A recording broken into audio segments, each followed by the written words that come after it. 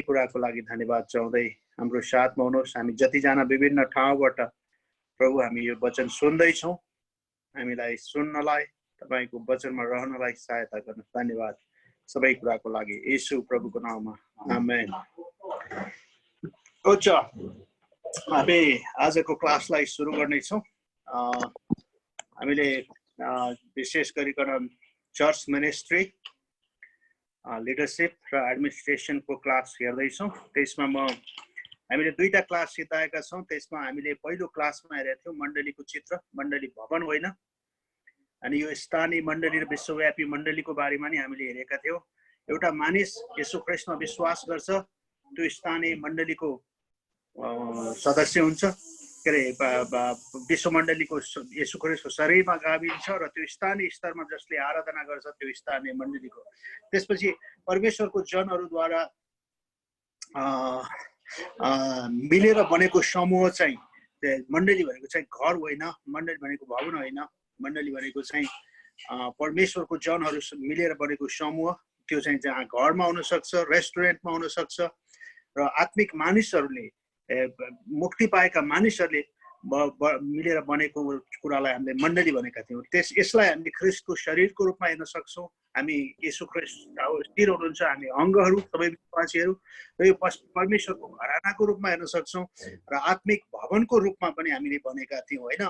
अनि ख्रीष्ट कुनै ढुङ्गो हुनुहुन्छ, अनि त्यसमाथि प्रेरित अगमवक्ताको जगमाथि विश्वासीहरू चाहिँ जीवित पत्थरहरू हामी जोडिँदै मण्डली निर्माण गर्ने काम गर्छौँ। जसलाई पवित्र सेवकहरू, मण्डलीको सबै सदस्यहरू समान छन्, मण्डलीको सदस्यहरूको बीचमा चाहिँ कुनै पनि भेदभाव छैन, समान छन्। अनि तर अगुवा र सदस्यको बीचमा चाहिँ कार्यहरू, कामहरू मात्रै फरक छ, तर उनीहरू समान छन् भनेर हामीले हेरेका थियौँ। मण्डलीको सबै सदस्यहरू समान छन् भनेर हेरेका। मण्डलीको उद्देश्य चाहिँ जानु, चेला बनाउनु र ख्रीष्टलाई परिपक्व बनाउनु, यो चाहिँ प्रमुख उद्देश्यहरू हामीले हेरेका थियौँ। र सबै मानिसहरूलाई परमेश्वरको महिमा प्रकट गर्नु र मण्डलीले येशू ख्रीष्टले क्रुसमा सिद्धाएको काममा मात्रै आधारित हुन्छ। मण्डली मतलब त्यो अरू कुनै पनि कुरामा मण्डलीको जग छ। येशू ख्रीष्टले क्रुसमा सिद्धाउनु भएको। पहिलो क्लासमा हामीले यो कुरा हेरेको थियौँ भने दोस्रो कक्षामा चाहिँ मण्डलीको प्राथमिकताको विषयमा हेरेका थियौँ, जसलाई हामीले मण्डलीको प्राथमिकतामा हेर्दाखेरि चाहिँ प्रेरित 2को 41 देखि 47 सम्मको खण्डलाई हामीले हेरेका थियौँ। त्यहाँ चाहिँ कुरा संगतिको तीनवटा महत्त्वपूर्ण कुराहरू हामीले हेरेका थियौँ मण्डलीको लागि। पहिलो कुरो जानु, प्राथमिकता चाहिँ जानुको मतलब सुसमाचार प्रचार गर्नु, त्यसपछिबाट संगति चेला बनाउनु, विश्वासीहरूलाई ख्रीष्टमा परिपक्व बनाउनु र मतलब चेला निर्माण गर्नु, र तेस्रो सेवा र आराधना गर्नु। यी तीनवटा कुरा चाहिँ मण्डलीको लागि प्रमुख कुरा भनेर हामीले हेरेका थियौँ। र अब जस्तोसुकै संस्कृतिमा भए तापनि बाइबल शिक्षाको सिद्धान्तलाई चाहिँ हामी भनौँ, कोही नेपालमा, कोही इन्डियामा, कोही अमेरिकामा या मुस्लिम देशहरूमा जहाँसुकै भए पनि हुनसक्छ हामीलाई त्यहाँको चाहिँ संस्कृतिले हामीले चर्च गर्ने तरिकाहरू फरक हुनसक्छ। जस्तै मुस्लिम कन्ट्रीहरूमा हुनसक्छ हामी शुक्रबार गर्न सक्छौँ, हुनसक्छ नेपालमा हामी शनिबार गर्छौँ, अरू देशमा आइतबार। मतलब यसले केही पनि फरक पार्दैन। यसलाई हामीले संस्कृति अनुसार भनौँ, लुगा लगाउने कुरादेखि यी सबै कुराहरूले चाहिँ फरक पार्दैन। तर फरक चाहिँ के छ भने हामीले बाइबलीय शिक्षालाई, बाइबलीय सिद्धान्तलाई, बाइबलीय डक्ट्रिनलाई चाहिँ हामीले चाहिँ सम्झौता गरेर यसको बारेमा चाहिँ फरक कुरा मण्डलीले गर्नु मिल्दैन। यसरी यो कुरा चाहिँ फरक गर्नु हुँदैन भनेर हामीले भनेको थियौँ। त्यो कुरामा चाहिँ हामी सम्झौता गर्दैनौँ। विश्वासीहरू सहभागिता हुन्छन् प्रार्थनामा, परमेश्वरको शक्तिमा भर परेर, वचनको घोषणा गरेर, हराएकोलाई सुसमाचार प्रचार गरेर र परमेश्वरको उद्देश्य पुरा गर्न, परमेश्वरलाई प्रशंसा र धन्यवाद चढाउनु र विश्वासीलाई ख्रीष्टमा वृद्धि गराउँदै जानु, ख्रीष्टमा वृद्धि गराउँदै जानु। याद गर्छु, यो महत्त्वपूर्ण कुरा हामीले हेरेका थियौँ।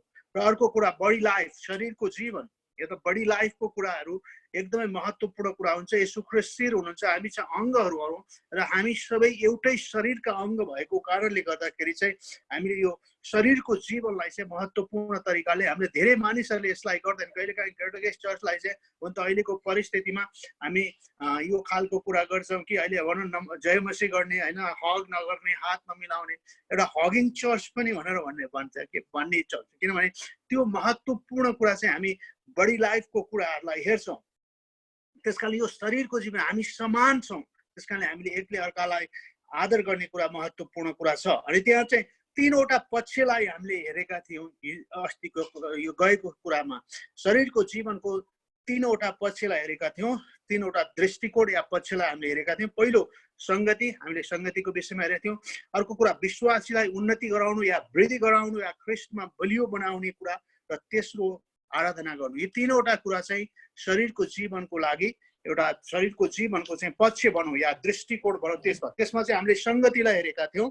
संगति चाहिँ एउटै विश्वास, एउटै प्रभु, एउटै शरीर, अनेकतामा एकता। याद गर्नुहोस्, हामी हाम्रो प्रभु मुक्ति चाहिँ येशू ख्रीष्टलाई विश्वास गरेको कारणले, येशू ख्रीष्टले क्रुसमा रगत बगाएको कारणले, येशू ख्रीष्टले हाम्रो पापको ज्यालातिर हामीलाई छुटकारा गरेको कारणले हामी अनेक किसिमका विभिन्न देशमा भएका मानिस भए तापनि हामी चाहिँ एकता चाहिँ येशू ख्रीष्टको रगतले हामीलाई हाम्रो पापलाई तिरेर हामीलाई किनेर उहाँको शरीरमा बप्तिस्मा शरीरमा जोड्नु भएको छ र हामी येशू ख्रीष्टको शरीरका अङ्गहरू हौँ।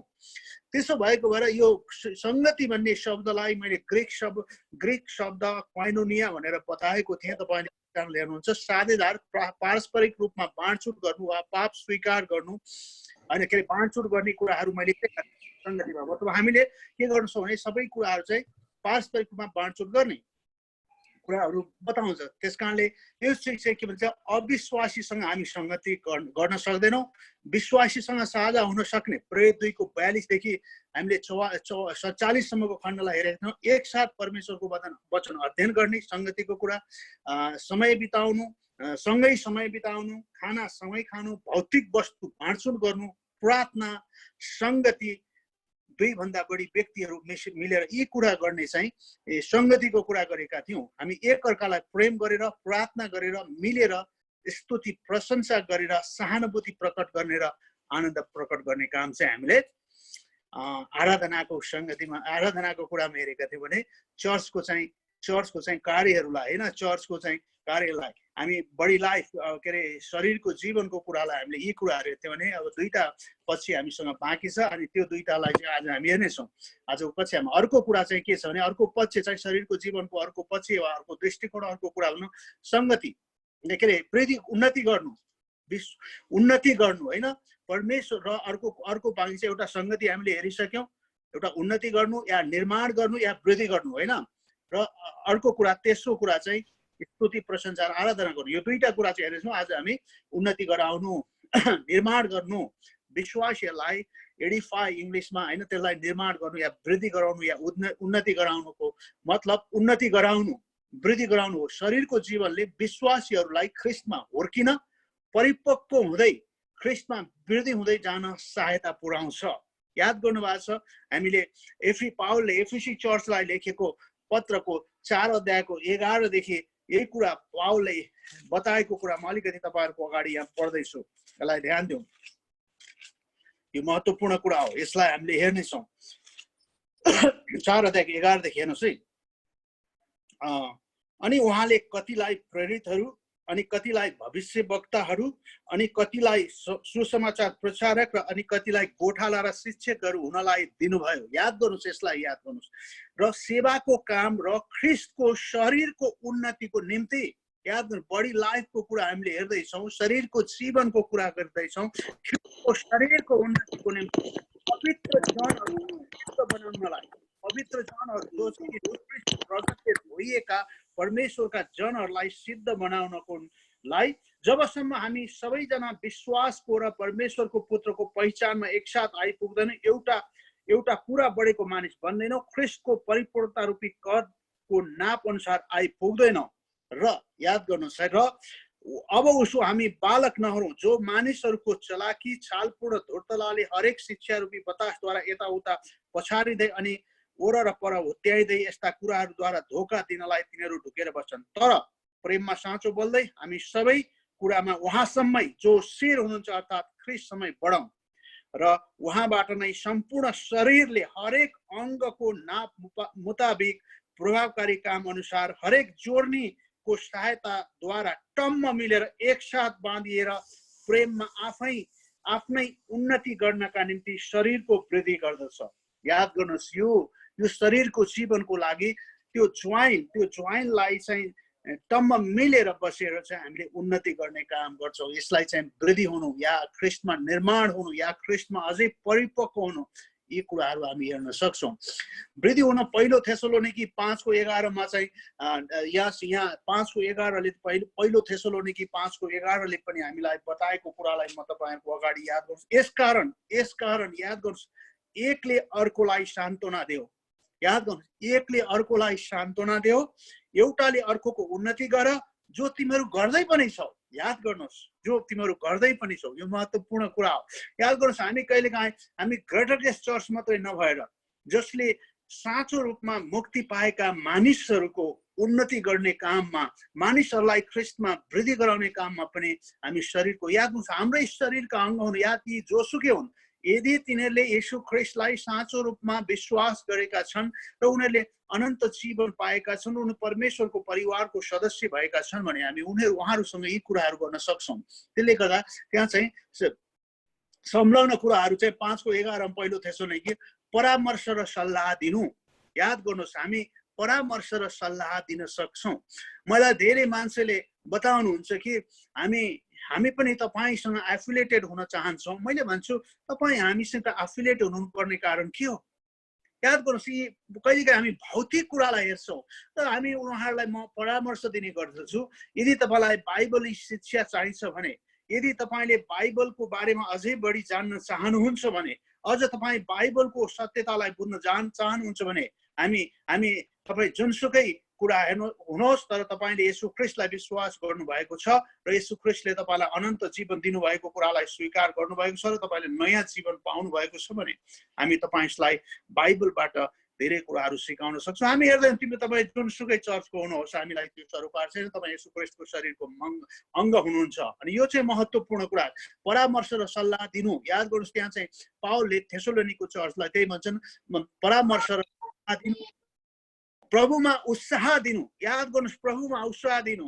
हामीले मैले अहिले भर्खर एउटा फोनमा कुरा गर्दै थियौँ कि हामी के भन्छ, परमेश्वरले हामीलाई चाहिँ बल्टिमोरको वचन जब हामी सुन्छौँ अनि त्यसले चाहिँ हामीलाई अझै बढी उत्साहित गराउँछ।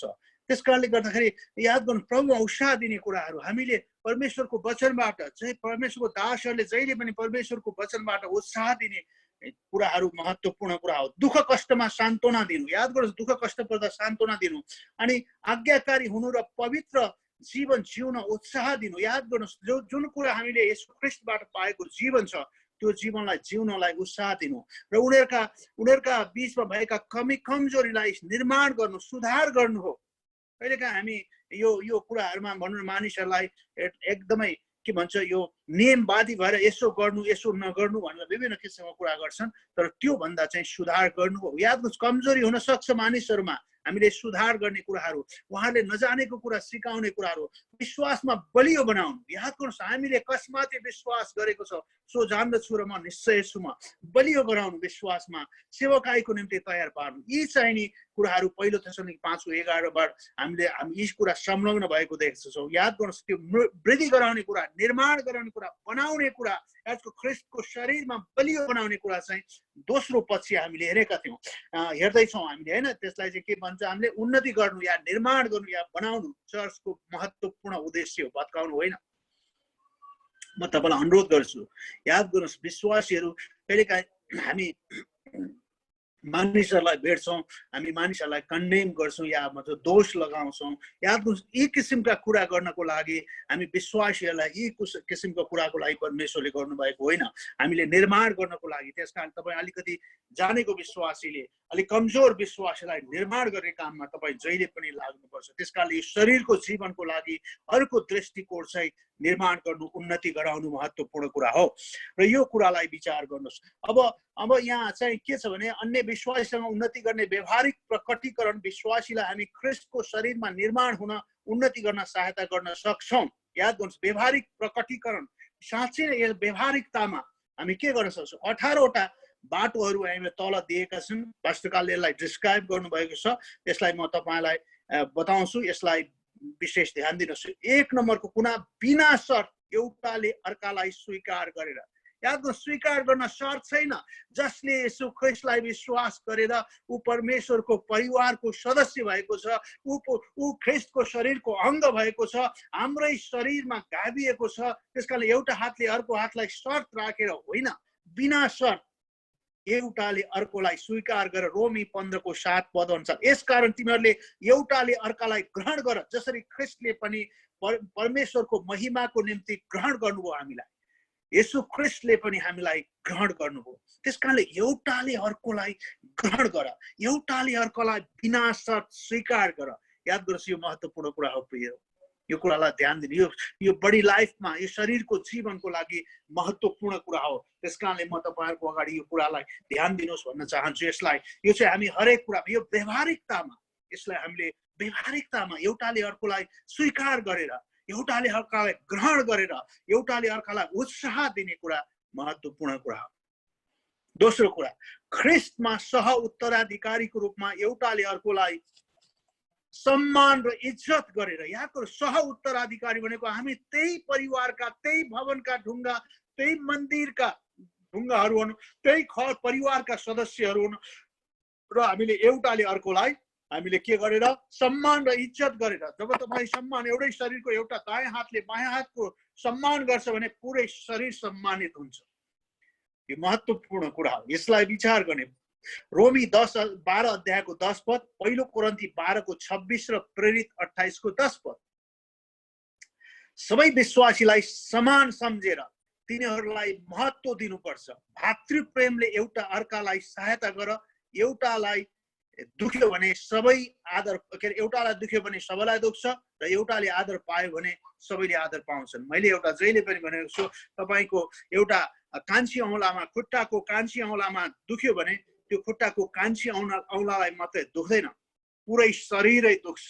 त्यस कारणले त्यो कुरालाई विचार गर। तिमीहरूले चाहिँ के गर?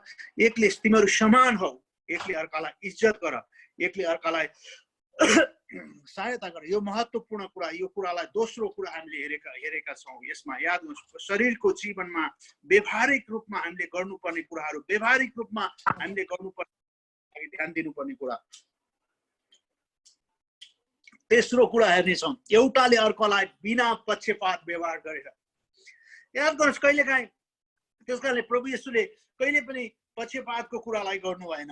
मतलब याद गर्नुहोस्, उहाँले कहिले पनि पक्षपातको शिक्षालाई दिनु भएन। कहिलेकाहीँ हामी विश्वासी, हामी जोसुकै चर्चको किन नहोस्, म तपाईँलाई भन्छु, जसले अनन्त जीवन पाएको छ, जसले ख्रिस्ट येशूलाई व्यक्तिगत मुक्तिदाता भनेर ग्रहण गरेको छ, जो परमेश्वरको परिवारको सदस्य भएको छ, जो बर्न एगेन नयाँ जीवन पाएको क्रिस्चियन हो, हामी सबै बराबर छौँ। त्यसकारणले हामी बिना पक्षपात व्यवहार गर्दछौँ। हामी पक्षपात गर्दैनौँ प्रियहरू। किन पक्षपात गर्दैनौँ थाहा छ?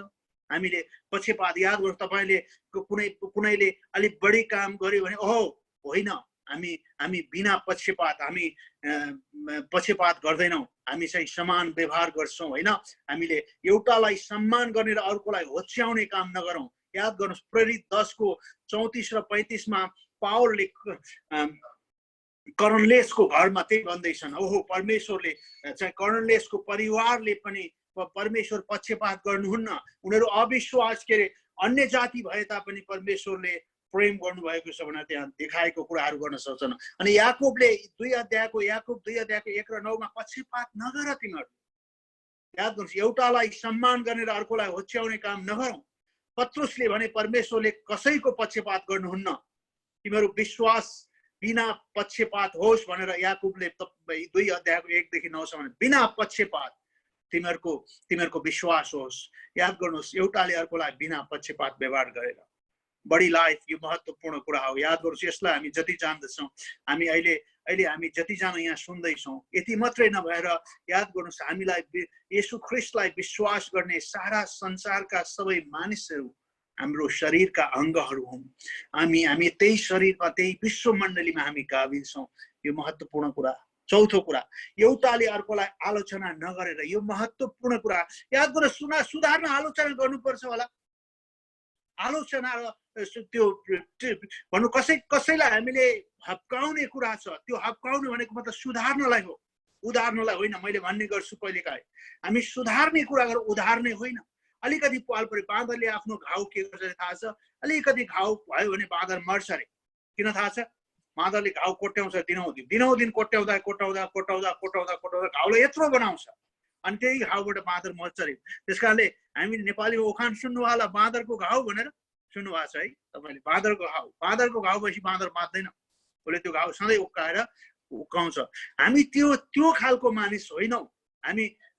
अनि एउटा उखान मात्रै भन्नु खोजेँ, यसका पनि अन्यथा नसम्झिनु होला, मैले तपाईँलाई बुझ्नको लागि भने कुकुरले चाहिँ घाउ भयो भने चाटेरै निको पार्छ, जतिसुकै ठुलो घाउ भयो भने उसले त्यसलाई सहायता गर्छ। त्यसकारण हामी निको पार्ने मानिस हौँ। मैले भन्नु खोजेको कुरा तपाईँले ध्यान दिनु, एउटाले अर्कालाई आलोचना नगरेर।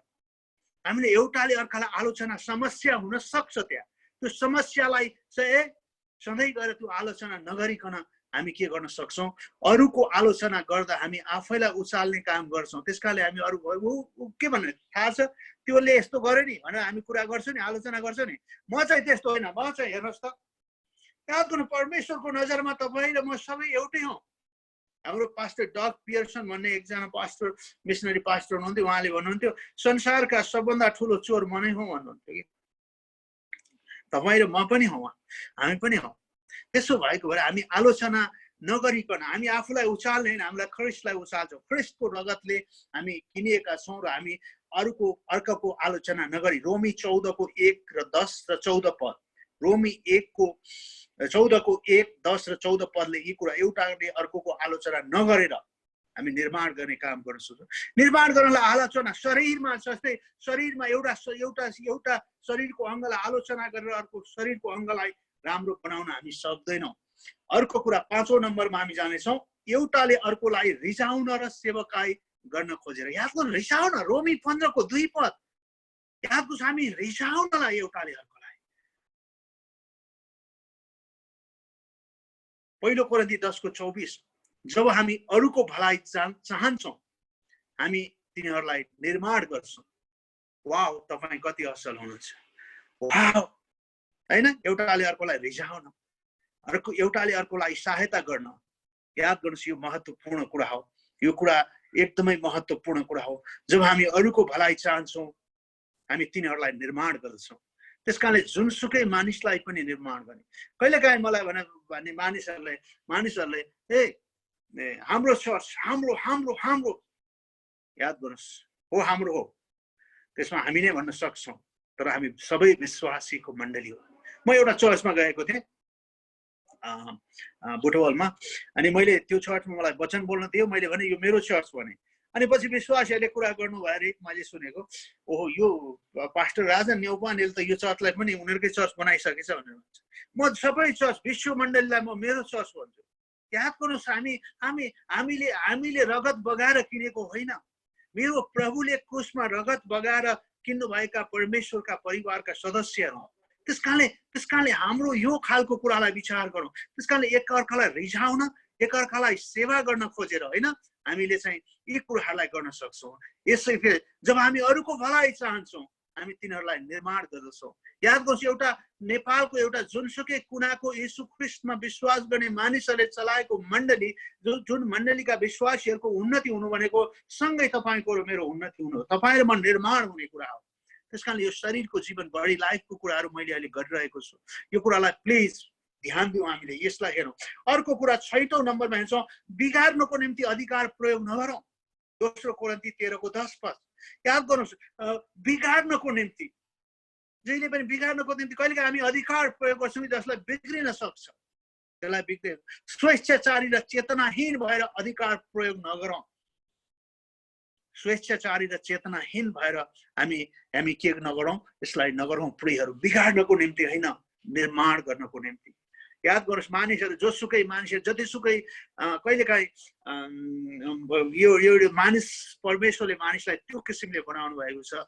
कहिलेकाहीँ हामी मान्छेहरू कुरा गर्दै जाँदा अनि कोही एउटा शरीर के अरे हामी सडकमा एउटा नराम्रो मान्छे देख्यौँ भने पनि ओहो यो मान्छे नराम्रो भन्ने हाम्रो लाग्छ। सायद उसलाई त्यो किसिमको कुरा होइन। ऊ येशू ख्रीष्टको शरीरमा कोही पनि राम्रो भनेको त बेस्ट आफ्नै कारणले छैन, कोही पनि नराम्रो आफ्नै कारणले छैन। ख्रीष्टको रगतले हामी समान छौँ। त्यसकारणले हामी बिगार्नको निम्ति अधिकार प्रयोग नगरौँ। यो महत्त्वपूर्ण कुरा। कहिलेकाहीँ यो नेगेटिभ कुराहरूले पनि हामीलाई सहायता मिल्छ। त्यसकारणले हामीले ती नेगेटिभ कुराहरूलाई, नेगेटिभ थिङ्किङहरूलाई यसलाई विचार गरौँ। स्वेच्छाचारी र चेतनहीन भएर अधिकार प्रयोग नगरौँ। 7औं नम्बरमा एउटाले अर्कोलाई लगातार क्षमा दिएर दया र सहानुभूति देखाएर। लगातार मलाई याद गर्नुहोस्, यसो ख्रीष्टले बताउनु भएको के अरे तिम्रो भाइले तिमीलाई गर्छ भने तिमीले क्षमा गर। साथै के भने व्यवस्थामा चाहिँ एउटा तिम्रो भाइले यदि दिनमा 7 पटक गल्ती गर्छ भने त्यसलाई क्षमा गर भनेको छ। 7 पटक। अनि 7 पटक भनिसकेपछि उसले आएर पत्रुसले जहिले पनि यसुले जहिले पनि पत्रुसको समस्या लिएर यसु कहाँ जान्थे। पत्रुस होइन प्रभु के गरौँ, मेरो भाइले के गर्यो, के समस्या पर्यो भनेर यस्तो पर्यो भन्दाखेरि यसुले भन्नु क्षमा गर भन्नुहुन्थ्यो। जहिले पनि क्षमा गर। अनि एक दिन चाहिँ पत्रुसले रिसाउँदै गयो होला, मेरो विचार मैले त्यहाँ भन्नु खोजेँ, हे प्रभु कतिचोटि म 7 चोटि क्षमा गर्ने प्रभु, जहिले पनि भन्नुहुन्छ क्षमा गर म 7 चोटि क्षमा गर भनेर भन्यो। प्रभुले भन्नु पत्रुस 7 चोटि होइन 7 गुणा 70 चोटि। मतलब याद गर्नुहोस्, मैले भन्नु खोजेको यहाँ त्यो शब्दलाई मैले विचार गरेको कि एउटा अर्कोलाई लगातार क्षमा गरौँ। लगातार यो महत्त्व। त्यही भएर दया र सहानुभूति देखाएर। मत्ती 18:21 र 22, एफिसी 4:32, जब हामी क्षमा दिन असफल हुन्छौँ तब हामी बिगार्दछौँ। याद गर्नुहोस्, त्यहाँ क्षमा माग्ने कुराहरू यहाँ धेरै चर्चहरूले गर्छ चाह क्षमा माग भन्छ। यहाँ क्षमा माग्ने भन्दा नि क्षमा दिने कुराहरू महत्त्वपूर्ण कुरा हो। निर्माण गर्ने काम क्षमा दिने हो। माग्ने भन्दा नि दिने कुराहरू महत्त्वपूर्ण कुरा। याद गर्नुहोस्, क्षमा त्यसकारणले उसले त्यसलाई स्वीकार गरेर उसले क्षमा दिएर होइन हुन्छ। जब हामी बिगार्छौँ, जब हामी क्षमा दिन्छौँ तब हामी निर्माण गर्छौँ। जब क्षमा दिन असफल हुन्छौँ हामी बिगार्दछौँ। जब हामी क्षमा दिन्छौँ तब हामी निर्माण गर्छौँ, बनाउने काम गर्छौँ। जसरी ख्रीष्टले हामीलाई क्षमा दिनुभयो त्यसरी नै क्षमा दियो होइन। एफिसी 4:32, जसरी ख्रीष्टले हामीलाई क्षमा दिनुभयो, जसरी हामीलाई ख्रीष्टले क्षमा गर्नुभयो त्यसै गरी क्षमा गरौँ। नम्बर 8, एउटाले अर्कोलाई प्रेममा सत्य बोलेर एउटाले अर्कोमा परमेश्वरको वचनप्रति जवाफदेही भएर। याद गर्नुहोस्, एउटाले अर्कोलाई प्रेममा सत्य बोलेर। एफिसी 4:14-15, प्रेममा सत्य बोल्दै कसैलाई चोट लागे पनि त्यसलाई सुधार्छ। याद गर्नुहोस्, त्यसकारणले हामीले जहिले पनि के गर्नुपर्छ, एउटाले अर्कोलाई प्रेममा सत्य बोलेर एउटाले अर्कोलाई परमेश्वरको वचनप्रति जवाफदेही भएर। यो महत्त्वपूर्ण कुरा। यसलाई मैले हेरेँ एफिसी 4:14 र 15। 9 नम्बरमा आउँछ, हाम्रो जिब्रोलाई ज्ञानको कुरामा प्रयोग गरेर। एफिसी 4:29, याकुब 3:1-12 होइन। जिब्रोको कुरा आउने बित्तिकै याकुब 3 अध्याय आउँछ। याद गरौँ, एउटै मुखले हामी आशिष दिन सक्छौँ, एउटै मुखले श्राप गर्न सक्छौँ, सुधार गर्न पनि नाश गर्न सुधार गर्न पनि र नाश गर्न पनि सक्छौँ एउटै जिब्रोले। विश्वासीले आफ्नो बोलीचाली सुधारको निम्ति प्रयोग गरौँ। निर्माण गर्ने किसिमले आफ्नो जिब्रोलाई चलाऊ। निर्माण गर्ने किसिमले आफ्नो जिब्रोलाई प्रस्तुत गरौँ। प्रियहरू, हाम्रो जिब्रो ज्ञानको कुरा प्रयोग गरेर हामी गर्न सक्छौँ। त्यसकारणले निर्माण गर्ने काम, बडी लाइफ शरीरको जीवनमा निर्माण गर्ने कुरामा हामीले चाहिँ यो कुराहरू गर्नु। यो जिब्रो महत्त्वपूर्ण कुरा हो, त्यसलाई हामीले गर्न सक्छौँ। त्यसकारणले हामीले चाहिँ के भन्छ, जिब्रोलाई ज्ञानको कुरामा प्रयोग गरेर हामीले यो कुरा, खराब कुरालाई होइन। 10 नम्बर, भलाइ र सहनको निम्ति एउटाले अर्कोलाई उत्साह अर्ती दिएर। एउटाले अर्कोलाई अर्ती दिएर, भलाइ गरेर, उत्साह दिएर। प्रेरित 15:32, हिब्रू 10:24-25, कतिजनाको सङ्गतिमा नजाने बानी हुन्छ, हामी एकसाथ भेला हुन नछोडौँ र एकले अर्कालाई उत्साह दिउँ। शरीरको जीवनमा बडी लाइफमा एकले अर्कालाई उत्साह दिउँ, एकले अर्कालाई निर्माण गरौँ। गलाती 6:9, एकले अर्कालाई निर्माण गरौँ। यो महत्त्वपूर्ण कुरा। गलाती 6:9, भलाइ र सहनको निम्ति एउटाले अर्कोलाई उत्साह र अर्थी दिएर, यो महत्त्वपूर्ण कुरा, एउटाले अर्कोलाई परमेश्वरको कुरामा निर्माण गर्नु र उत्साह दिनुपर्छ। हरेक समय उत्साह दिनु, वाओ तपाईँ वृद्धि हुँदै जानुहुन्छ। एकचोटि मैले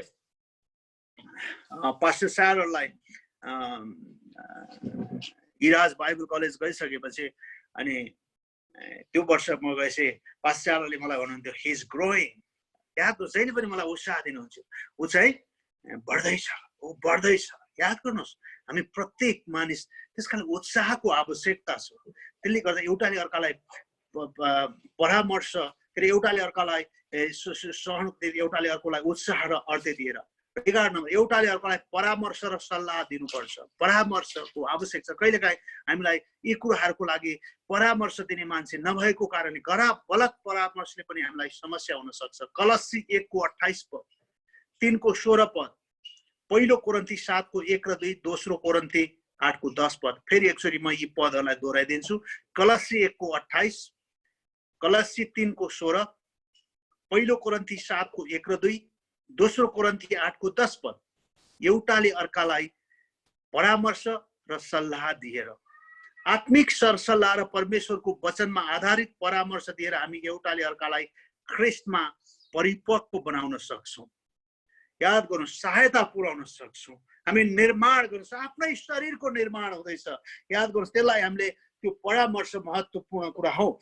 र 12 नम्बरमा हामी हेर्छौँ, एउटाले अर्कालाई अर्थ दिएर, हप्काएर अनि चेतावनी दिएर। अघि हामीले भनेका थियौँ नि, अघि चाहिँ यो गर्ने उसो गर्ने भन्दाखेरि यहाँ याद गर्नुहोस्, कहिलेकाहीँ हामीले सत्य कुराको लागि हप्काउने कुराहरू, चेतावनी दिने कुराहरू र अर्थ दिने कुराहरू। पहिलो कोरिन्थी 10:11 देखि 13 सम्म, पहिलो तिमोथी 5:19, लुका 17:3, दोस्रो तिमोथी 4:2। फेरि एकचोटि यी पद, पहिलो कोरिन्थी 10:11 र 13, पहिलो तिमोथी 5:19, लुका 17:3, दोस्रो तिमोथी 4:2।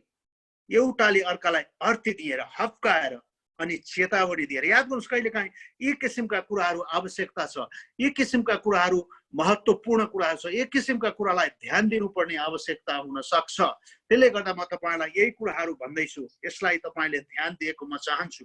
याद गर्नुहोस्, कहिलेकाहीँ हामी अर्थ दिएर हप्काउनु पनि सक्छौँ। गलत बाटोमा, गलत मार्गमा हिँड्ने मान्छेलाई हामीले हप्काएर त्यसलाई गलत लाग्छ। हप्काउने भन्ने बित्तिकै भत्काउनलाई होइन, निर्माण गर्नलाई हामीले गर्न सक्छौँ। चेतावनी दिने होइन, खतरा। याद गर्नुहोस्, त्यो के भन्छ, खतराको चिन्ह छ नि एउटा, त्यो चेतावनी दिएको हो नि, होइन, त्यो खतराको चिन्ह, त्यही किसिमका खतराको चिन्ह हामी प्रस्तुत गर्न सक्छौँ। 13 नम्बरमा, जब विश्वासीले पाप गर्छ तिनीहरूलाई एक अर्कालाई सुधार गरेर स्थापना गराउन सक्छौँ।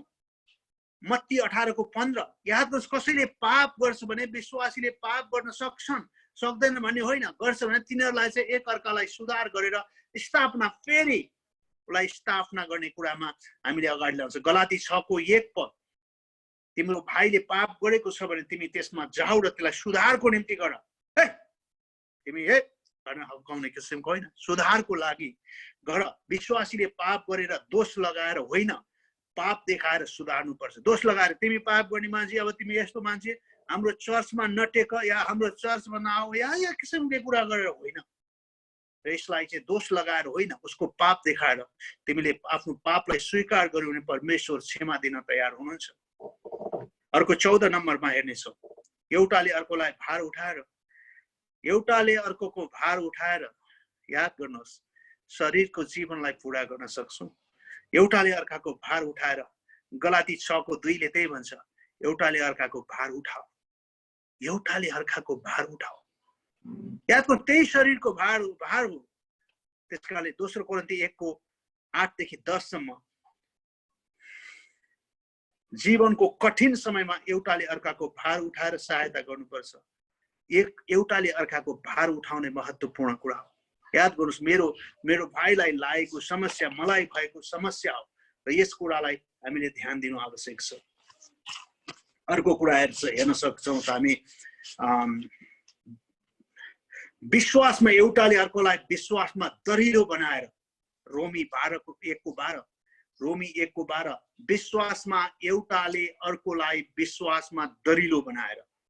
रोमी 1:12, लुका 22:31 देखि 32 सम्म, हामी लुका 22:31 र 32, हामी आफै परमेश्वरमा विश्वास गरेर विश्वासमा कमजोर हुनेलाई विश्वासमा बलियो गर्न सक्छौँ।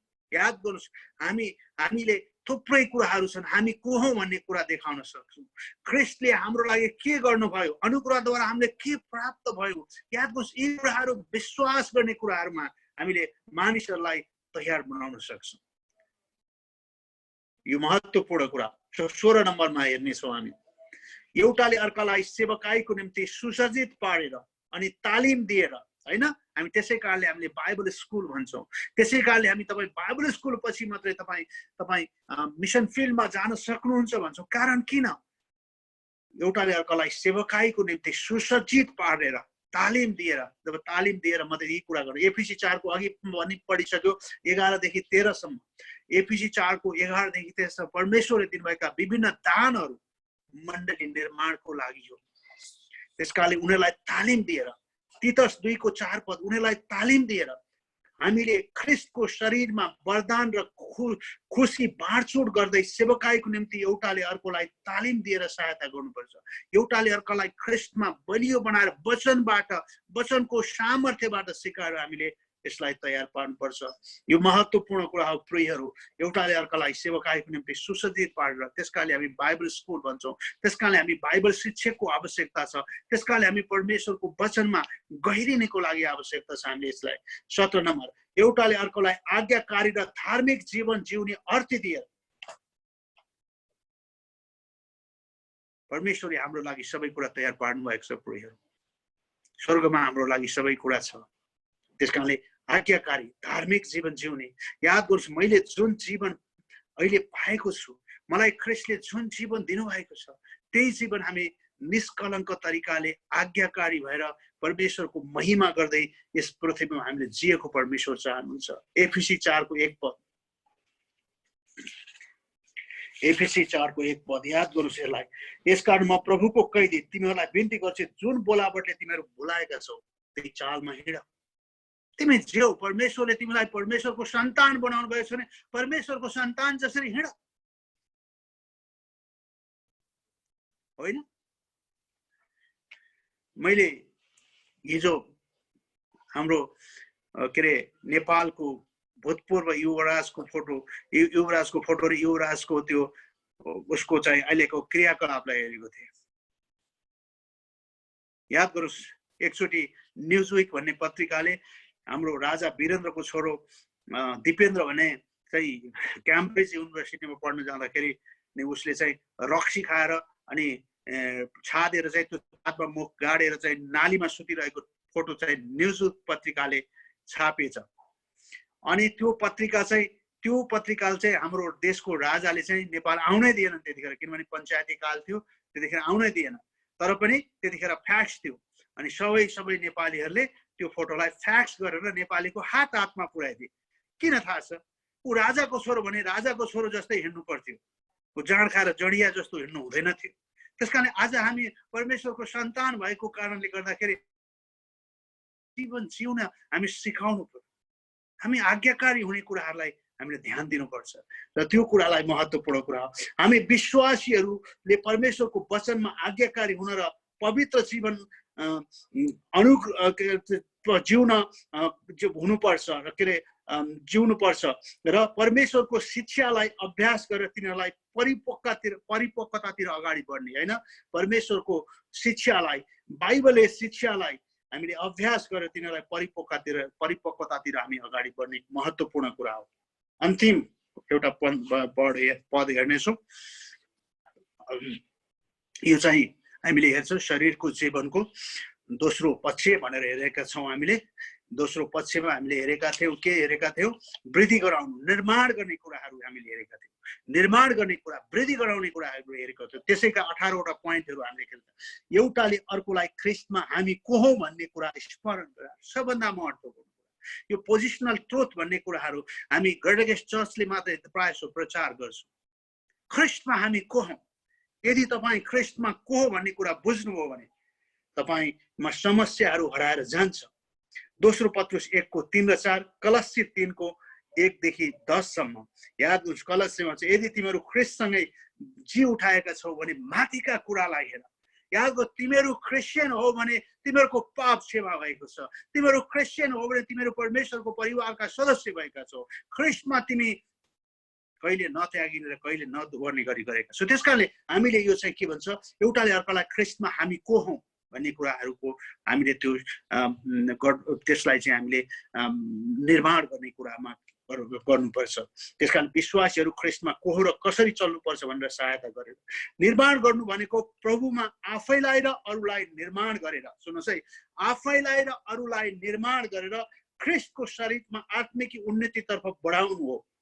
योदा 1 अध्यायमा छ, त्यसको 20 पदले भन्छ आफैमा उन्नति गर र पवित्र आत्मामा प्रार्थना गर। याद गर्नुहोस्, आफैलाई उन्नति गर, पवित्र आत्मामा प्रार्थना गर, परमेश्वरको महिमा गर। याद गर्नुहोस्, यो निर्माण गर्ने काम चाहिँ बडी लाइफको लागि दोस्रो एस्पेक्ट, दोस्रो पक्ष, दोस्रो दृष्टिकोण यही हो कि हामीले चाहिँ पहिला हामीले के हेरेको थियौँ, फर्स्ट संगति, दोस्रो निर्माण गर्ने, वृद्धि गराउनु, र हामी तेस्रो दृष्टिकोण चाहिँ आराधना हेर्नेछौँ। त्यसकारणले मैले तपाईँलाई भनिहालेँ, शरीरको जीवनको पहिलो पक्ष भनेको चाहिँ के हो भने, ध्यान दिनुहोस्, पहिलो पक्ष निर्माण गर्नु, वृद्धि गराउनु, उत्साह दिनु, जेसुकै भन्नुहुन्छ, र तेस्रो पक्ष चाहिँ आराधना हो। तेस्रो पक्ष भनेको चाहिँ आराधना हो।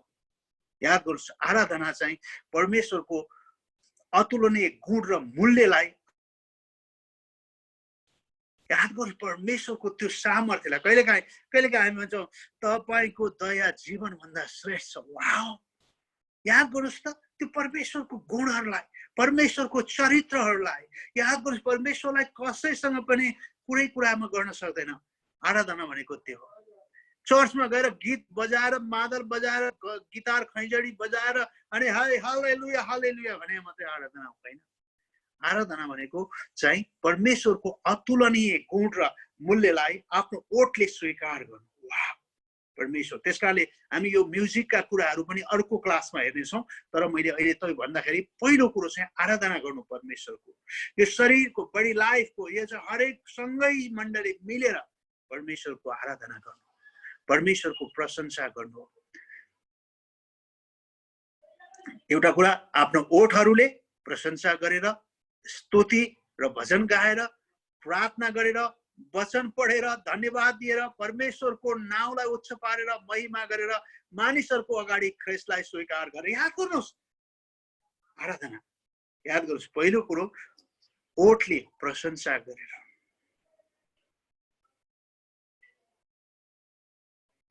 तपाईँले परमेश्वरलाई जतिखेर पनि ओठले प्रशंसा गर्न सक्नुहुन्छ। त्यो चर्चको आराधना सङ्गतिमा मात्रै होइन, प्रयोग स्तुति र भजन गाएर, हरेक कुराको तपाईँले भजन गाउन सक्नुहुन्छ। त्यो भजन पुस्तकमा भएको भजन मात्रै होइन। येशू धन्यवाद, जेसुकै होस्, उहाँको महिमा र प्रशंसा गर्नु। त्यो गीतले तपाईँलाई कुनै कुराहरूको, त्यस कारणले भजन गाएर, प्रार्थना गरेर, वाह परमेश्वर, वचन पढेर, परमेश्वरका दासहरूका वचन सुनेर। त्यसकाले म तपाईँहरूलाई अनुरोध गरेको, यो लकडाउनको बेलामा तपाईँले अहिले हाम्रा ग्रेटर गेस्ट चर्च बाल्टिमोर थुप्रै चर्चहरूले लाइभ सङ्गतिहरू भइरहेका छन्। याद गर्नुहोस्, टेक्नोलोजीले हामीलाई कति फाइदा दिएको छ, त्यसको भरपुर फाइदा उठाउनुहोस्।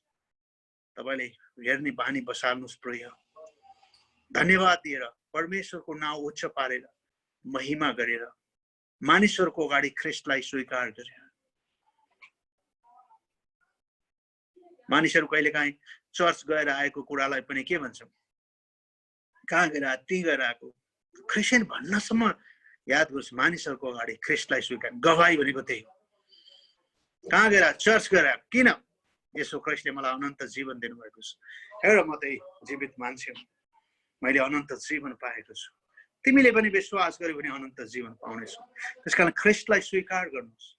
ख्रिस्ट सबै पापी मानिसको लागि मर्नुभयो। यसो ख्रिस्टले संसारलाई प्रेम गर्नुभयो र उहाँको एकमात्र पुत्र दिनुभयो, पनि नाश नहोस्, त्यसले अनन्त जीवन पाओस्। वाह, त्यसकारण यो कुरा महत्त्वपूर्ण कुरा हो। आफ्नो ओठले प्रसन्न, दोस्रो जीवनद्वारा। पहिलो कुरो त मैले भनिहालेँ, ओठहरूले प्रशंसा गरेर, स्तुति गाएर, भजन गाएर, प्रार्थना गरेर, वचन पढेर, धन्यवाद दिएर, परमेश्वरको नाउँ उच्च पारेर, महिमा गरेर, मानिसहरूको अगाडि ख्रीष्टलाई स्वीकार गरेर, दोस्रो कुरा जीवनद्वारा परमेश्वरको सेवा गरेर, अरूहरूको सेवा गरेर, वचनको शिक्षा अनुसार जिएर, परमेश्वरको आदर र भय राखेर, पवित्र जीवन जिएर, वचन प्रति आज्ञाकारी भएर अरूहरूको आत्मिक र भौतिक खाँचो पुरा दिए। कहिलेकाहीँ हामीले अरूको आत्मिक र भौतिक खाँचो पनि पुरा गरेर, याद गर्नुहोस् हाम्रो जीवनद्वारा पनि हामीलाई परमेश्वरले, मलाई तपाईँलाई एउटा एकचोटि भन्न खोजेको, हामीलाई अरू क्रिस्चियन, अरू अक्रिस्चियनहरूले हेरिरहेका हुन्छन्, हामीलाई के गर्छ, कहाँ जान्छ, कसो गर्छ भनेर। अनि तपाईँले मलाई, मेरो छिमेकीले एकचोटि के भन्नुभयो भने, यो यही लकडाउनको बेलामा साँचो रूपमा लकडाउन पालन गर्ने चाहिँ उहाँ हुनुहुन्छ भनेर भने कि मलाई। मेरो भनाइको अर्थ नै के छ, हामी क्रिस्चियन भएको परिचय दिनको लागि हाम्रो जीवनद्वारा, हाम्रो जीवनलाई हामी परमेश्वरको, हाम्रो जीवनद्वारा स्तुति प्रशंसा गर्छौँ परमेश्वरलाई। त्यो मान्छे त्यो झगडा मात्रै गरिरहन्छ, त्यो मान्छे रिसाहा छ, त्यो मान्छे यो खालको कुरालाई होइन, परमेश्वरको सेवा गरेर, अरूहरूको सेवा गरेर, वचनको शिक्षा अनुसार जिएर, वचनले जे भनेको छ त्यही शिक्षा अनुसार जिएर र अरूलाई दिएर, वचनप्रति आज्ञाकारी भएर, अरूको आत्मिक र भौतिक खाँचोहरूलाई पुरा गर्ने। कहिलेकाहीँ तपाईँसँग छ भने भौतिक, छैन भने त कसरी पुरा गर्नुहुन्छ र? भौतिक खाँचोहरूलाई पुरा दिए। आराधना यस्तो कुरा हो, जे कुरा हामी गर्छौँ वा बोल्छौँ त्यसले उहाँलाई महिमा र आदर गर्छौँ। पहिलो कोरिन्थी 10:31 आराधना यस्तो कुरा हो, जे कुरा हामी गर्छौँ वा बोल्छौँ त्यसले उहाँलाई महिमा र आदर गर्छौँ। हामी बोल्ने कुरा पनि परमेश्वरको महिमा हुनुपर्छ, हामीले गर्ने कुरामा नि परमेश्वरको महिमा हुनुपर्छ। पहिलो पत्रुस 4:11, कलसी 3:17 याद गर्नुहोस्। यी पदहरू तपाईँले पछि हेर्नु होला, मैले अहिले ती सबै पदको यही कुरा नै त्यो पदहरूमा छन्, त्यस कारणले म तपाईँलाई धेरै व्याख्या गर्दिनँ। आराधनाको निम्न कुराहरू हुन्छन्, याद गर्नुहोस्, हृदयको भावना आचरणद्वारा। याद गर्नुहोस्, हृदयको भावना, हामी भित्र हृदय जे छ त्यही कुरा बाहिर निस्किन्छ होइन, हृदयको। अनि त्यो आचरणद्वारा, आचरणलाई प्रकट गर्ने कार्यहरू, साँचो आराधना आत्मा र सत्यतामा गरिन्छ। साँचो आराधना आत्मा र सत्यतामा गरिन्छ। यसु ख्रीष्टले यूहन्ना 4 बताउनु भएको कुरा म तपाईहरुको अगाडि पढ्दैछु। यसुले भन्नुभयो, मलाई विश्वास गर, समय आउँछ जुन घडी तिमीले न त यस पहाडलाई न त यरुशलेममा पिताको उपासना गर्नेछौ। तिमीहरू जसलाई चिन्दछौ उहाँको उपासना गर्छौ। हामी चाहिँ जसलाई चिन्दछौ उहाँकै उपासना गर्दछौ। अनि पिताको उपासना गर्दैछौ। तिमीहरू जसलाई चिन्दैनौ उहाँको उपासना गर्छौ। हामी चाहिँ जसलाई चिन्छौ उहाँको उपासना गर्छौ। किनकि मुक्ति यहुदीबाट छ, तर त्यो समय आउँछ र अहिले नै हो जुन घडी साँचो उपासकले, सुन्नुहोस् है, यसलाई ध्यान दिनु, साँचो उपासकले पिताको उपासना आत्मा र सत्यतामा गर्नेछ। किनकि उहाँको उपासना गर्नेछन् र उपासना गर्नलाई पिताले यस्तैहरूलाई खोज्नुहुन्छ। परमेश्वर आत्मा हुनुहुन्छ अनि उहाँको उपासना गर्नेहरूले आत्मा र सत्यतामा उपासना गर्नुपर्छ। आत्मा र सत्यतामा, याद गर्नुहोस्, यसलाई विचार गर्नुहोस्, तपाईले यसका भावहरूलाई हेर्नुहोस्। र भजन 24:3 र 4 ले भन्छ, प्रभुको पर्वतमाथि को उक्लन सक्ला। त्यहाँ भजन संग्रहको लेखकले भन्छ, परम प्रभुको पर्वतमाथि को उक्लन सक्छ। भजन संग्रह 24:3 र 4 पद। अथवा उहाँको पवित्र स्थानमा को उभिएला। याद गर्नुहोस्, प्रश्न त्यहाँ छ, परमेश्वर परम प्रभुको पर्वतमाथि को उक्लन सक्ला अथवा उहाँको पवित्र स्थानमा को उभिएला। अनि त्यसको जवाफ फेरि भजन संग्रहको लेखकले नै दिएछ, जसका हातहरू सफा छन्, जसको हृदय शुद्ध छन्, जसले आफ्नो मनमा व्यर्थताको कुरातिर लगाएको छैन, न त कपट राखेर कसम खाएको छ। परमेश्वरको आराधना के अरे कपट राखेर आराधना कसको हुन्छ? जसका हात सफा छन्। आज हाम्रो हात परमेश्वरले सफा गर्नुभएको छ।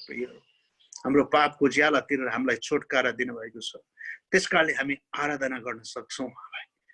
आत्मा र सत्यतामा आराधना गर्न सक्छौँ हामी उहाँको आत्मा र सत्यतामा प्रभु र परमेश्वरको आराधना गर्नुपर्ने कुराहरू चाहिँ त्यही पदले के भन्छ भने शुद्ध हृदय आचरण हाम्रो शुद्ध हृदय र आचरण भजन 24 को 1 देखि 10 सम्म असल लक्ष्य याद गर्नुभएको छ अयुब 1 को 6 देखि 12 सम्म अयुब 1 को 6 देखि 12 सम्म अयुब 1 को 20 र 22 अयुब 2 को 1 देखि 10 सम्म यहाँ के भएको छ शैतानले परमेश्वरलाई भने तपाईले अयुबलाई प्रशस्त दिनुभएको छ त्यसकारणले शैतानले तपाईलाई श्रापेन तर प्रभुले जा गर जे गर्न सक्छ उसको शरीरलाई चाहिँ नछो अनि त्यतिखेर उसले के भन्छ थाहा छ उसको श्रीमतीले उसलाई भन्दैछ के त्यो बेलामा चाहिँ परमेश्वरबाट असल कुरा चाहिँ लिने उसले कहिले पनि परमेश्वरको विरुद्ध खराब गर्ने कुरा कहिले पनि गरेन उसले जहिले पनि परमेश्वरको महिमा गर्ने कुरा गर्यो त्यसकारण हाम्रो लक्ष्य हाम्रो जीवन परमेश्वरले गर्नुभएको छ याद गर्नुस् अहिले हामी कतिपय मान्छेहरूले चाहिँ म के भन्छ भने अब एउटा बिहेमा भयो विश्वास गरेको निको भएन अनि पछि ब्याकस्लाइड भयो याद गर्नुस् निको भएन यो किसिमका कुराहरूसित सरोकार छैन के कुरासित सरोकार छ भने परमेश्वरले जे गर्नुहुन्छ असल गर्नुहुन्छ परमेश्वरले जे गर्नुहुन्छ भलाइ गर्नुहुन्छ त्यसकारण हाम्रो जीवनको कुराहरू चाहिँ परमेश्वरले गर्नुहुन्छ त्यसकारणले असल लक्ष्य परमेश्वरको महिमा गर्ने शुद्ध हृदय असल लक्ष्य पापी मानिस परमेश्वरको अगाडि आउन सक्दैन त्यसैले बाइबलले भन्छ सबैले पाप गरेका छन् रोमी 3 को 23 रोमी 6 को 23 ले भन्छ पापको ज्याला मृत्यु हो तर परमेश्वरको अनुग्रहको वरदान चाहिँ हाम्रा प्रभु येशू ख्रीष्टमा अनन्त जीवन हो हामी अनुग्रहद्वारा ख्रीष्ट येशूमा पवित्र पारेका मानिस हौं हाम्रा महापुजारी ख्रीष्टले हाम्रो पापलाई बोकेर हामीलाई पवित्र पार्नु भयो हाम्रा पापलाई बोकेर उहाँले पवित्र पार्नु भयो हिब्रू 4 को 15 हिब्रू 4 को 16 त्यसैले हामी अनुग्रहको सिंहासनमा जाऊ याद गर्नुस् तपाई साहससित अनुग्रहको सिंहासनमा जाऊ तपाईको पाप क्षमा भएको छ तपाईले अनन्त जीवन पाउनु भएको छ त्यसकारणले साहससित अनुग्रहको सिंहासनमा जाऊ हामीलाई ख्रीष्टमा राखेर पवित्र पार्नु भएको छ हाम्रो पाप उहाँले लिएर उहाँको धार्मिकता हामीलाई दिनु भएको छ दोस्रो कोरिन्थी 5 को 21 मा पापै नजान्ने हुनलाई हाम्रो पाप उहाँमा राखेर उहाँले हामीलाई धर्मी बनाउनु भएको छ त्यसकारणले गर्दा आराधना सेवा हामी मण्डली भवनमा सदस्यको घर घरमा खुला स्थानमा व्यक्तिगत रूपले ससाना झुण्डहरूमा गर्न सकिन्छ र हामीले आराधनामा जोड दिनुपर्ने कुरा चाहिँ परमेश्वरको पवित्रता सुन्दरता र भलोपनमा परमेश्वरको अनुग्रह र कृपा र विश्वास योग्यतामा हामीले विशेष ध्यान दिनुपर्ने कुरा याद गर्नुस् हामीले परमेश्वरको आराधनामा ध्यान दिने कुरा के हो चर्चको म्युजिकमा चर्चको वाउ कति राम्रो म्युजिकमा होइन प्रयोग पवित्रतामा उहाँको सुन्दरतामा उहाँको भलोपनमा परमेश्वरको अनुग्रह र कृपा र विश्वास योग्यतामा हामीले चाहिँ आराधनाको लागि ध्यान जोड दिनुपर्ने कुरा यही हो त्यसकारणले गर्दा याद गर्नुस् चर्चमा गाउने आराधना स्तुति प्रशंसाले परमेश्वरको वचनतिर तपाईको हृदयलाई तयार पार्दछ धेरै मानिसको फोकस चाहिँ चर्चका म्युजिक सिस्टमहरुतिर छ चर्चमा गाउने गीत अझ अहिलेका रक स्टार गीतहरुतिर छ मानिसहरुको यो विभिन्न किसिमका अहिले क्यारिस्मेटिक चर्चहरुमा याद गर्नुस् मान्छेलाई धेरै उत्तेजना पार्ने किसिमले हैन मान्छेलाई एउटा त्यो किसिमको आराधना होइन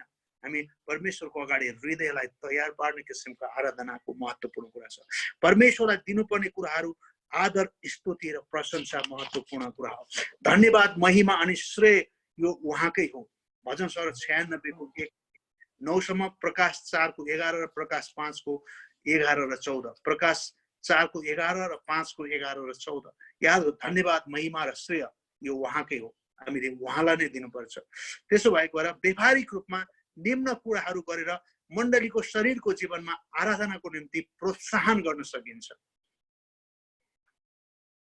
शान्त वातावरण बनाएर आदरपूर्वक परमेश्वरको महिमा गर्न सकिन्छ स्तुतिपूर्ण र भजनहरू गाएर जसले परमेश्वरलाई उचाल्दछ याद गर्नु जसले परमेश्वरलाई उचाल्ने भजनहरू गाएर वाह परमेश्वर तपाईको महिमाको लागि याद गर्नु परमेश्वरलाई उचाल्ने भजनहरू गाएर स्तुति प्रशंसामा त्यसकाले हामी स्तुति प्रशंसा तपाईलाई मन पर्ने कसै कसैले भन्छ तपाईलाई आज स्तुति प्रशंसा गर्दा तपाईलाई मनपर्ने भजन होइन परमेश्वरलाई मनपर्ने भजन गाएर स्तुति प्रशंसा गर्नुपर्छ प्रिय त्यसकाले छनौट स्तुति प्रशंसाको लागि होइन प्रिय छनौट परमेश्वरको महिमाको लागि हो त्यसकारणले विश्वासयोग्य साथ परमेश्वरको वचन के अरे स्तुतिपूर्ण र भजनहरू गाएर यसले परमेश्वरलाई उचाल्दछ यादको व्यवहारिक रूपमा निम्न कुरा गरेर मण्डलीको शरीरको जीवनले सँगै मिलेर शान्त वातावरण बनाएर आदरपूर्वक परमेश्वरको महिमा गरेर स्तुतिपूर्ण र भजन गाएर जसले परमेश्वरलाई उचाल्छ र विश्वासयोग्यता साथ परमेश्वरको वचन प्रचार र शिक्षा दिएर त्यो स्तुति प्रशंसामा परमेश्वरको वचनको शिक्षा छैन बाइबलीय शिक्षा छैन भने त्यो स्तुति प्रशंसा होइन मैले कुनै चर्च देखाएको छु 2 घण्टा स्तुति प्रशंसा गराएर 10 मिनेटको वचन प्रचार गरेर विश्वासीलाई घर पठाउने मण्डलीहरू प्लिज तपाईले यसलाई हेर्नुहोस् हामी परमेश्वरको आराधना गर्नको लागि त्यसकारण शरीरको जीवन बढी लाइफमा यो आराधना स्तुति प्रशंसा महत्त्वपूर्ण कुरा हो प्रिय मण्डलीले परमेश्वर जो हुनुहुन्छ उहाँ प्रतिको भय आदरको चेतना पुनः प्राप्त गर्न अति नै खाँचो छ यहाँ यसै अगमवक्ताले आराधनाको झलक प्रस्तुत गरे याद गर्नुस् यसै अगमवक्ताले आराधनाको झलक प्रस्तुत गरेका छन् यसैया 6 को 1 देखि 5 सम्म हामी यसलाई हेर्ने छौं याद गर्नुस् राजा उजिया मरेको म पढ्दैछु यसलाई तपाईले ध्यान दिनुस् यसलाई तपाईले सुन्नुस् पछि पल्टाउन भएनुहुन्छ अहिले पल्टाउन भएनुहुन्छ राजा उजिया मरेको वर्षमा मैले परमप्रभुलाई एउटा अग्लो र उच्च सिंहासनमाथि बसिरहेको देखेँ वाउ यसै अगमवक्ता के भन्छन् अग्लो र उच्च सिंहासनमाथि बस्नु भएको देखेँ अनि उहाँको वस्त्रको पेदले मन्दिर भरिएको थियो वाउ त्यस सिंहासनको मास्तिर सराफहरू उभिएका थिए हरेकका 6 वटा पखेटा थिए 2 वटाले आफ्नो अनुहार छोपेको ढाकेको थिए 2 वटाले आफ्नो पाउ छोपेको थिए 2 वटाले तिनीहरूले उड्थे अनि उहाँले एउटाले अर्कोलाई कराएर भने सेनाहरूको परम प्रभु पवित्र पवित्र पवित्र हुनुहुन्छ याद गर्नुभएको छ परम प्रभु सम्पूर्ण पृथ्वी उहाँको महिमाले भरपूर छ अनि ती कराउनेको आवाजले ढोकाका खाँबाहरू हल्लिए अनि भवनहरू धुवाँले भरियो तब मैले भने हाय म किनभने म नाश भएँ किनकि म अशुद्ध ओठ भएको मानिस हुँ अनि म अशुद्ध ओठ भएको मानिस माझ बस्छु किनकि मेरा आँखाहरूले राजाहरूलाई सेनाहरूको परमप्रभुलाई देखे वाह याद गर्नुहोस् यसै अगमवक्ताले परमेश्वरको प्रशंसा गरेको कुरा त्यसकारणले आराधना भन्ने कुरा मानिसले सृष्टिकर्ता परमेश्वर प्रति भएको प्रतिक्रिया देखाउनु हो याद होस् आराधना भनेको परमेश्वर प्रति भएको प्रतिक्रिया देखाउनु हो रोमी 1 को 21 देखि 25 सम्म रोमी 12 को 1 आराधना गर्ने मण्डलीको काम फलदायी र प्रभुलाई खुसी पार्ने दुवै किसिमको हुन्छ आराधना गर्ने मण्डलीको काम चाहिँ फलदायी र प्रभुलाई खुसी पार्ने दुवै किसिमको हुन्छ हिब्रू 13 को 15 र 16 पद ध्यान दिनुपर्ने बुदाहरू हरेक विश्वासीले परमेश्वरको आराधना गर्नुपर्ने हो हरेक विश्वासीले परमेश्वरको आराधना गर्ने कुरा हो त्यसकारणले यो आराधनाको वरदान सबैलाई छ आराधना गर्ने वरदान सबैलाई छ सबैले हामी परमेश्वरको आराधना गर्छौं सबैले हामीले परमेश्वरको प्रशंसा गर्छौं आजको कक्षामा हामीले शरीरको जीवनको पहिलो 3टा पक्षहरूमा अघिल्लो क्लासमा हेरेका थियौं संगति दोस्रो क्लासमा हेरेका थियौं हामीले वृद्धि गराउनु निर्माण गर्नु र तेस्रो दृष्टिकोण तेस्रो पक्ष चाहिँ आराधना महत्त्वपूर्ण कुरा हो त्यसकारणले यी कुराहरू चाहिँ शरीरको जीवनको लागि महत्त्वपूर्ण कुरा हो र त्यसपछि हामी अन्तिममा एउटा कुरा हेर्नेछौं हामी बाइबलमा एक अर्कालाई भन्ने शब्द नयाँ करारको 21 ठाउँमा छ एक अर्कालाई शरीरको जीवनको लागि यो महत्त्वपूर्ण कुरा यो हामी हेर्नेछौं एक अर्कालाई भनेर 21 ठाउँमा छ नयाँ करारमा म तपाईहरुको अगाडि पढ्दै छु तपाईले लेख्न भ्याउनुहुन्छ लेख्नुस् लेख्न भ्याउनु भएन भने पछि अब यो मैले नोट टाइप नगरिकन तपाईले मेरो अक्षर बुझ्नुहुन्न त्यसकारणले म तपाईलाई दिदिन यो टाइप गरेर मात्रै दिन्छु तपाई पछि पाउनु हुनेछ एउटा कुरा एक अर्कालाई प्रेम गर एक अर्कालाई प्रेम गर। यूहन्ना 13:34 तिमीहरूले एक अर्कालाई प्रेम गर। यूहन्ना 13:34 एक अर्कालाई प्रेम गर। दोस्रो कुरा रोमी 15:7 रोमी 15:7 एक अर्कालाई स्वीकार गर। ती कुरा त अघि पनि आइसकेका छन्, फेरि पनि मैले तपाईलाई ती कुराहरू भन्न खोजेको पाठ्यकालको नोटमा भएको कारणले एक अर्कालाई स्वीकार गर। याद गर्नुहोस्, एक अर्कालाई घृणा विरोध होइन, स्वीकार गर एक अर्कालाई। यूहन्ना 13:14 यूहन्ना 13:14 यूहन्ना 13:14 एक अर्काको गोडा धो।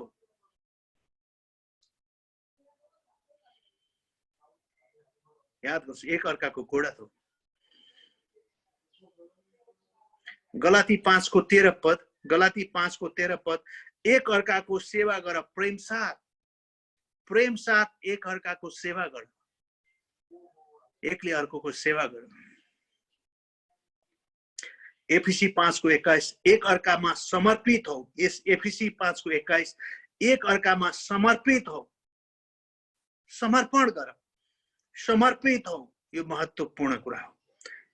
एक अर्कामा समर्पित हो। अर्को कुरा एफिसी 4:29 रोमी 12:9 र 10 रोमी 12:9 र 10 एक अर्काको आदर गर। एक अर्काको आदर गर। एकले अर्काको आदर गर। एफिसी 4:29 एक अर्कालाई वृद्धि गराओ। 29 एफिसी 4:29 एक अर्कालाई वृद्धि गराओ। वृद्धि गराओ, बढाओ। रोमी 14:19 एक अर्कालाई उत्साह देऊ। एक अर्कालाई उत्साह देऊ। सबैले सबैलाई उत्साह दिन सक्छौं, सबैले सबैलाई वृद्धि गराउन सक्छन् आफूले जानेको कुराबाट। त्यसकारण एकले अर्कालाई उत्साह देऊ। रोमी 14:19 गलाती 6:1 एक अर्कालाई पुनर्स्थापना गर। मतलब बुझ्नुभयो तपाईले, एकले अर्कालाई तिमीले फेरि त्यो गयो त्यो खराब भएर गयो भने त्यसलाई पुनर्स्थापित गर, रिस्टोर गर। फेरि उसलाई खत्तम हुन जान नदिऊ, उसलाई रिस्टोर गर, पुनर्स्थापना गर। र गलाती 6:2 एक अर्काको भार उठाओ। अघि पनि हेर्यौं हामीले, एक अर्काको भार उठाओ। तिम्रो शरीरमा एक अर्काको भार उठाओ। एफिसी 4:32 एक अर्कालाई क्षमा गर। एक अर्कालाई क्षमा गर। याद गर्नुहोस्, कसले कसलाई क्षमा गर? दुईटाले दुईटालाई क्षमा गर।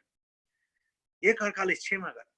एक अर्काले क्षमा गर। प्रिय एफिसी 4:32 भन्छ एक अर्का प्रति कोमल र दयालु हो। एफिसी 4:32 फेरि पनि भन्छ एक अर्का प्रति कोमल र दयालु हो। हिब्रू 13:1 र 2 भन्छ एक अर्कालाई सत्कार गर। एक अर्कालाई सेवा गर। एक अर्कालाई सत्कार गर। हिब्रू 13:1 र 2 एक अर्कालाई सत्कार गर। याकूब 5:16 एक अर्काको लागि प्रार्थना गर। याकूब 5:16 एक अर्काको लागि प्रार्थना गर। एक अर्काको लागि प्रार्थना गर। एफिसी 4:26 एक अर्कासँग सत्य बोल। एक अर्कासँग सत्य बोल। एफिसी 4:26 याकूब 4:11 एक अर्कालाई न्याय नगर। यहाँ गर मात्रै छैन, नगर पनि छ। एक अर्कालाई न्याय नगर। एक अर्कालाई न्याय नगर। याकूब 4:11 याकूब 4:12 एक अर्कालाई एक अर्काको कुरा नकाट। एक अर्काको कुरा काट्ने काम नगर। यो चाहिँ नगर्ने कुरा छ है, अघि चाहिँ गर्ने कुरा आएको थियो, अब नगर्ने कुरा आएको छ। एक अर्काको कुरा नकाट। अर्को याकूब 4:11 छ एक अर्काको बदनामी नगर। याद गर्नुहोस्, अर्कोको बदनामी गर्ने काम नगर्नुहोस्। याकूब 5:9 भन्छ याकूब 5:9 भन्छ गनगन नगर। गनगन गर्ने कामहरू नगर। याद गर्नु भएको छ। फिलिप्पी 2:4 भन्छ अरूको कुरामा ध्यान नदेऊ। हैन, एक अर्काको कुरामा पनि भन्न सकिन्छ ध्यान नदेऊ। एक अर्काको कुरामा ध्यान नदेऊ। मतलब ध्यान नदियो भने मतलब उसको कुरा अरूको कुरामा ध्यान होइन, अरूले कुरा गर्ने कुरामा त्यसमा ध्यान नदियो। एफएसी 5:19 पद, एक अर्कासँग आत्मिकी संगति गर, एक अर्कासँग आत्मिकी संगति गर। यी कुराहरू चाहिँ हामी बाइबलमा पाउँछौँ। आजको क्लासमा मैले तपाईँलाई बताउन खोजेको कुरा, हामीले शरीरको जीवनको पक्ष दृष्टिकोण हेरेका थियौँ। पहिलो संगति, दोस्रो वृद्धि गराउने कुरा। आजको क्लासमा हामीले वृद्धि गराउने कुरा हेरेका थियौँ। एकअर्कालाई निर्माण गर्ने, एकअर्कालाई वृद्धि गराउने, एकअर्कालाई प्रेम गर्ने, एकअर्कालाई क्षमा गर्ने। जसरी हुन्छ उधार्ने होइन, हामीले सुधार्ने काम गर्छौँ र एकअर्कालाई निर्माण गर्ने काम गर्छौँ भने दोस्रो खण्डमा हामीले हेर्छौँ हामी आराधना गर्छौँ परमेश्वरलाई हामी आराधना गर्छौँ यो र अनि यो लास्ट खण्डमा हामीले हेर्यौँ एकअर्का भन्ने 21 ठाउँमा भएको कुरालाई हामीले हेरेका छौँ। त्यसकारणले सायद तपाईँले यो बुझ्नुभयो होला। हामी अर्को कक्षा चाहिँ हामी आउने कक्षा चाहिँ विशेष गरी तपाईलाई म बताउन चाहन्छु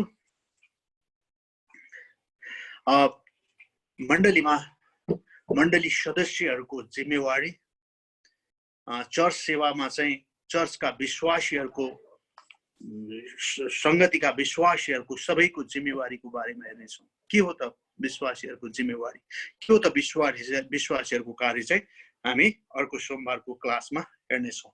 आमेन। केही कुरा छ भने तपाईहरुले यो समय सोध्न सक्नुहुन्छ, भन्न सक्नुहुन्छ।